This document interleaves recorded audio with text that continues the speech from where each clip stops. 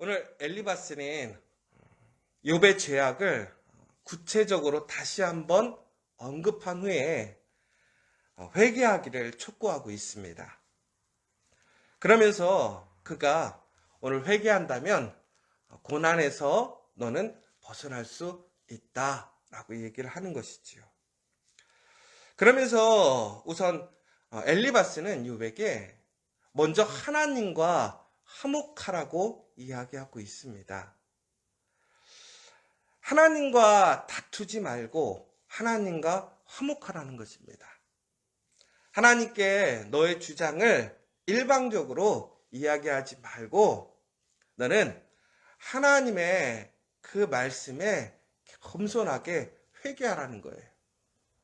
그러면 하나님께서 너에게 평안을 주실 것이고 하나님의 복이 다시 임할 거다라고 얘기를 하고 있습니다. 특별히 하나님의 교훈을 마음에 잘 새기라고 이야기하고 있습니다. 그리고 하나님께 돌아가서 불의를 멀리하고 선을 행하는 그런 아름다운 사람이 되라고 이야기하고 있습니다. 여러분, 오늘 엘리바스는 욥에게 종합적으로 너의 죄악된 모습들을 버리고 하나님 앞에 철저히 회개함으로 하나님의 은혜에 참여해라. 참 좋은 이야기인 것 같아요. 그런데 엘리바스는요, 지금 욥이 이렇게 하나님 앞에 고난을 받는 이유가 뭐냐? 종합적으로 욥이 세상적인 욕심을 가졌다라고 얘기를 하는 거예요. 그러니까 너가 지금까지 이렇게 잘 되고 형통하고 무엇보다 하나님의 큰 은혜를 누렸던 것은 네 안에 세상에 욕심이 있었어. 그런데 그것이 드러난 거야 라고 얘기를 하는 것입니다. 그래서 이 탐욕을 버리고 하나님께 다시 나아간다면, 그러니까 하나님께 회개한다면 하나님을 두려워하지 않고 또 기쁨으로 하나님께 얼굴을 돌릴 수 있을 것이다 라고 얘기하고 있습니다. 참 맞는 이야기인 것 같아요. 그런데 욥은 한 번도 하나님께 얼굴을 돌린 적이 없더라는 거예요. 죄인은 하나님의 낯을 피할 수밖에 없습니다. 어두운 빛을 피해갈 수밖에 없어요. 그런데 욥은 하나님 앞에 의인이었어요. 죄를 짓지 않았습니다. 그래서 그는 오히려 고난과 시험 가운데서 더욱더 하나님을 바라보고 간구하고 있다는 거예요. 하나님은 죄인마저도 하나님을 바라보고 구하는 자들에게 응답하십니다. 그러나 하나님 말씀에 충성스럽게 변함없이 하나님의 말씀에 순종하고 그 길을 걸어가며 하나님을 부르짖는 사람들을 외면하시지 않습니다. 그러나 오늘 욥에게는 하나님의 대답이 없죠. 하나님의 침묵이 이어지고 있어요. 그럼에도 욥은 하나님의 얼굴을 피하지 않아요. 여러분, 하나님의 얼굴을 피하지 않고 하나님을 바라보고 있다면 소망이 있는 것이에요. 오늘 이 아침에 이 새벽에 여러분들이 오늘 저와 함께 이곳에서 예배를 드리고 있지만 전국에는 우리의 마음이, 우리의 몸이 하나님을 향해 있는 거예요. 다니엘이 하루에 3번씩 그 창문을 열고 예루살렘을 향해서 기도했어요. 왜? 하나님의 시선을 피하는 게 아니에요. 하나님과 눈을 맞추는 거예요. 하나님의 얼굴을 바라보는 것이죠. 여러분, 그렇게 간절하게 하나님을 찾고 바라보는 자들, 하나님은 절대로 외면하지 않으신다는 거예요. 우리하고 실수하고 우리가 어떤 문제를 일으켰을 때 사람들은 우리의 시선을 피합니다. 우리를 마주치기 싫어해요. 그러나 하나님은 우리가 어떠한 죄를 지어도 어떠한 문제를 일으켜도 우리가 하나님의 낯을 피하지 않고 하나님을 바라보고 하나님의 은혜를 구하면 하나님께서는 우리를 다시 그 하나님의 권능의 손길로, 강력한 손길로 우리를 보호하시고 인도하시는 분이라는 사실이죠. 여러분, 오늘 이 아침에 우리가 하나님 앞에 깨어 있다라는 것, 기도한다라는 것, 예배드린다라는 것은 결국은 오늘 우리는 하나님의 낯을, 그 하나님을 바라보고 있다라는 사실이에요. 여러분, 그 가운데 다시 은혜가 시작하는 거예요. 오늘 여러분들에게 그 하나님의 놀라운 인자하신 사랑과 은혜가 충만하시기를 간절히 소망합니다. 엘리바스는 욥에 대한 그런 재물에 대해서 이야기를 하는 거예요. 욥이 재물에 대한 욕심이 있었다라는 것이지요. 불의하게 그가 부를 쌓았다라고 얘기를 하고 있습니다. 그런데 엘리바스는 욥에 대해서 잘 알지 못하는 것이지요. 지금의 상황만을 가지고 그가 죄인이라고 단정지었어요. 그리고 자신의 판단과 자신의 주장을 합리화하기 위해서 욥에게 회개하기를 촉구하고 있습니다. 여러분, 만약에 욥의 삶이 문제가 있었다면 욥에게 고난이 닥치기 전에 엘리바스는 욥에게 회개를 촉구했어야 합니다. 그런데 참 아이러니한 거예요. 욥이 형통할 때, 잘 될 때 엘리바스와 그의 친구들은 욥을 무엇이라고 얘기했을까요? 의인이라고 했어요. 선한 사람. 그러니까 함께 가까이 하고 싶어 했잖아요. 그런데 오늘 그 욥이 고난 가운데 그 모든 것을 잃어버렸어요. 그의 심신이 무너지고 육체적으로 심한 고난을 받고 그 주변에 아무도 없이 다 떠나가 버린 거예요. 그러자 그는 욥에게 죄가 있다라고 단정 짓는 거예요. 여러분, 제가 아는 한 청년은 내 주변에 있는 그 신실한 친구가 어려움을 당하니까 오히려 자기가 시험이 들었어요. 왜? 아니, 하나님 이렇게 성실하고 착하고 믿음이 좋은 사람이 왜 넘어져야 합니까? 왜 시험을 받아야 합니까? 이해가 안 되는 거예요. 왜? 내가 그 사람을 아니까. 그런데 오늘 욥의 세 친구들, 특별히 오늘 엘리바스는 욥과 그렇게 친밀하고 그의 신앙을 정말로 그의 형통함을 어찌 보면 부러워했고 또 그 은혜의 혜택을 받았던 사람일 수도 있어요. 그랬던 그가 오늘 욥의 상황이 바뀌었다고, 욥의 지금의 현재의 어떠한 잘됨과 혹은 힘을 잃어버렸다고 그를 죄인으로 단정 짓는다. 좀 아이러니한 거예요. 여러분, 우리가 정말 하나님 앞에 온전한 믿음의 사람, 정직한 사람은 오히려 누군가 힘이 있고 또한 그 사람의 삶이 형통할 때에 바른 이야기를 할 수 있는 사람이 정말 올바른 사람인 것 같아요. 여러분, 다윗이 하나님 앞에 간음함으로 그가 죄를 짓게 됩니다. 그러자 그때 나단 선지자가 다윗에게 찾아가서 그 죄를 드러내놓고 얘기하죠.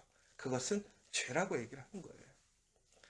그러면서 그에게 회개를 촉구했고 종국에는 회개하도록 이끌었습니다. 여러분, 그때 다윗은 최강의 힘이 있었어요. 가장 형통할 때 수많은 군사가 있어요. 아무도 다윗을 터치할 수 없는 상황이에요. 너무나 평화롭고 모든 힘이 다윗에게 집중되어 있던 때라는 것이죠. 아무도 다윗에게 이야기할 수 없는 거예요. 그러나 나단은 다윗이 잘못했을 때, 가장 힘이 있는, 가장 강력할 때에 잘못했을 때에 바로 다윗에게 가서 그것을 이야기했어요. 그것이 바로 선지자의 사명이에요. 여러분, 우리 참 이거를 잘 생각해 봐야 될 게, 엘리바스와 세 친구들은 욥이 형통할 때 만약에 욥에게 그러한 문제가 있었다면 그때 이야기를 했었어야 진정한 친구라는 거예요. 그러나 그때 그들이 받는 유익이 있었다고 생각해요. 그러니까 만약에 욥에게 문제가 있었어도 덮고 지나갔다면 그거는 부정직한 거예요. 불의한 사람인 것이죠. 더 나아가서 그들이 그때 그러한 것들을 보지 못했는데 오늘 단순히 상황적으로 그것들을 판단하고 그렇게 얘기한다라는 것은 더더욱이 정직하지 못한 모습이라는 것이죠. 여러분, 우리는 누군가 형통할 때, 잘 될 때 우리는 그 사람들을 칭찬합니다. 그런데 또 잘 나갈 때는 우리는 근데 또 침묵해요. 그러면서 우리는 오히려 그 사람이 어렵고 힘들 때는 그 사람들을 비판하거나 정죄할 때가 참 많아요. 여러분, 우리가 참 이런 것 같아요. 잘 나갈 땐 침묵하고 어려울 때는 비판하는 게 우리의 속성인 것 같아요.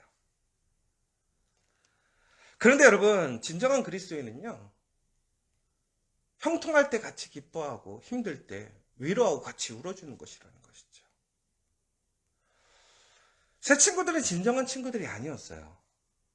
그들은 어찌 보면 그들의 유익을 쫓아간 철저히 이기적인 사람들일 수 있어요. 그리고 매우 교만적인 사람이 되죠. 왜? 교만이라는 것은 전국에는 누군가 힘이 있을 땐 낮아지고 힘이 없을 땐 그 위에서 군림하려고 하는 것이 교만이에요. 하나님의 정의와 말씀을 따라 살아가는 것이 아니라 세상의 유익을 따라서 힘의 원리에 따라서 살아가는 거예요. 그것이 불순종이고 교만이라는 것이죠.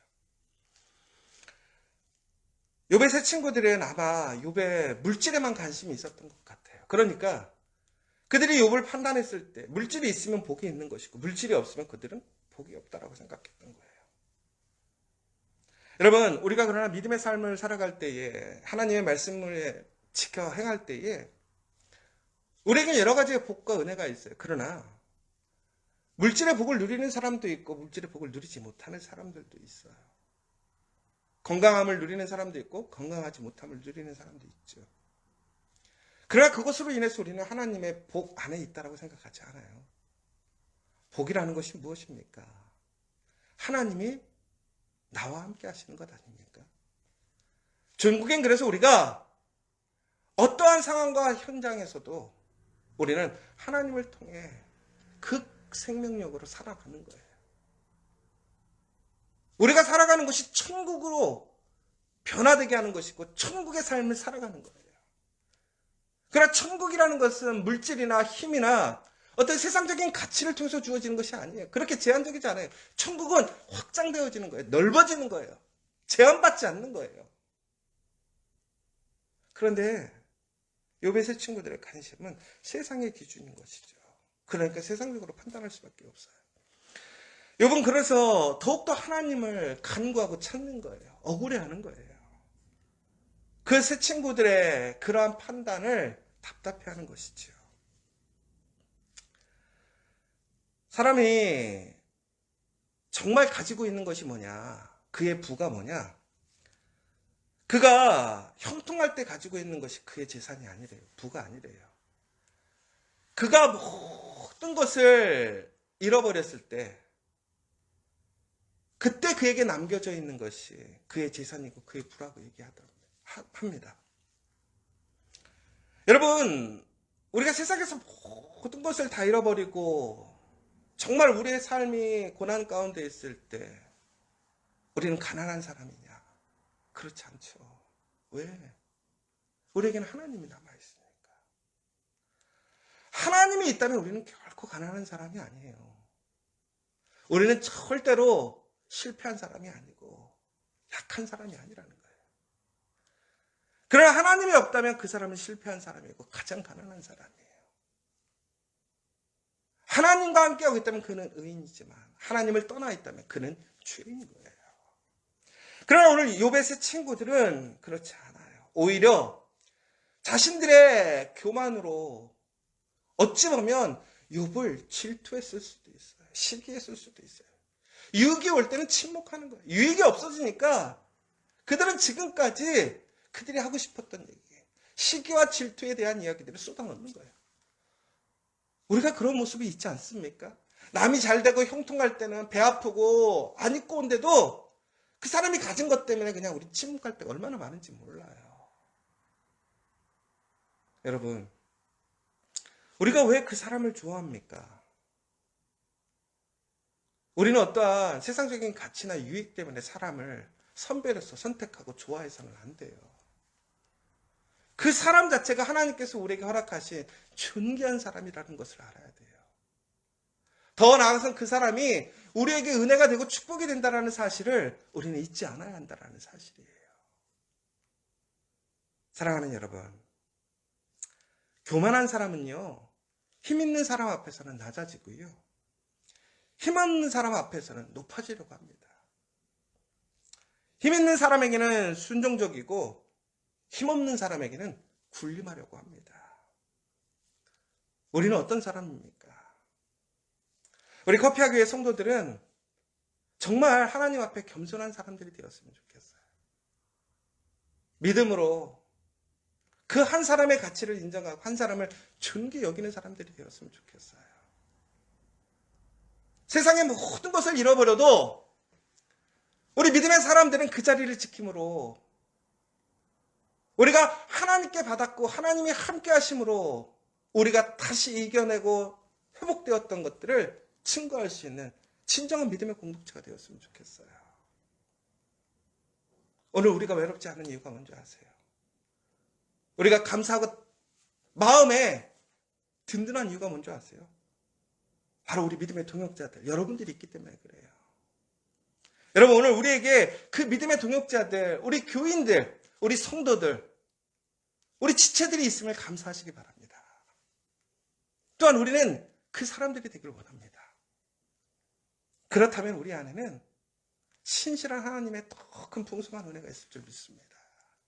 시기와 질투로 끌어내리고 비판하고 정죄하고 무너뜨리는 것이 아니라 우리는 서로를 세워주고 인정해주고 진정으로 화목하여 하나 되어서 참된 위로와 다시 회복의 역사로 승리하는 우리 믿음의 공동체 커피와 교회가 될 줄 믿습니다.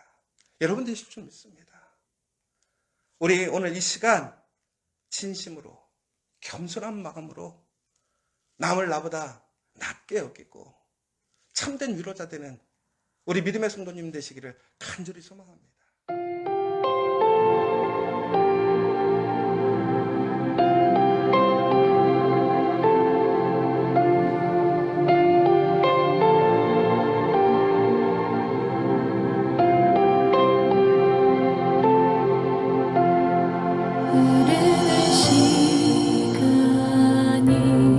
한숨만 남기고 반복된 실패 속 지쳐갈 때 내 맘의 소망이